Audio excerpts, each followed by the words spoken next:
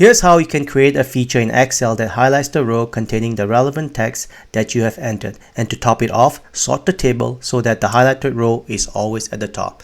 Let's start off by highlighting the row first. Click anywhere on your table and press Ctrl A. This will highlight the whole table for you. Click on Home tab and make sure you're in Style and Conditional Formatting, New Rule. In this new rule here, you're going to use Formula, and this is the formula you'll be using. Next, click on Format. Make sure you're on the Fill tab and select the color that you want to highlight the row with. I'm going to highlight with yellow and click OK and click OK. Next, go to the cell E1 here, and after that enter maybe a text called FO and hit enter. And if you scroll down, you'll see any of this title that has an FO in it will be highlighted. Let's say try THE as in the. You can see any of those titles with the will be highlighted.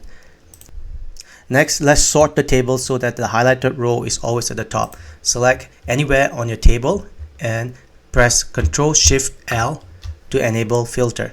Now go to Developer. If your Developer tab is not available, right click anywhere on the ribbon and click on Customize the ribbon. And then make sure that the check mark is available next to the Developer and click OK. I already have my Developer tab on here.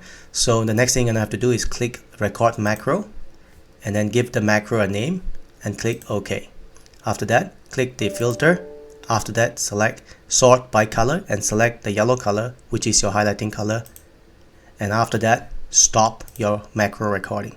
Once that's done, you have to create a button to sort. So click on Insert. You're still on the Developer button, and then draw a button somewhere on your spreadsheet and associate the action of the button with the macro 1 which you just created and click OK. Once that's done, click anywhere on the spreadsheet.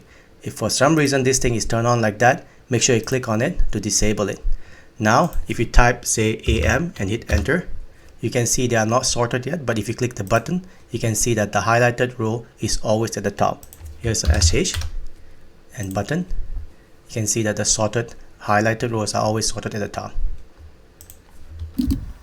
The last feature I want to add would be to be able to enter alphabet like that and the table highlight by itself without me having to press an enter key like this. So to do that, you're going to have to introduce a new control called text box. Under Develop, Control Insert. Under ActiveX control, there's a text box here, and let's drop a text box somewhere on here.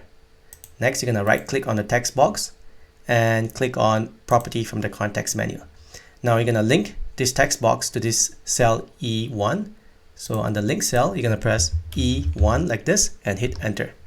And we're going to make this text box looks exactly like a cell. So you're going to go border style here and I'm going to change it to border style single.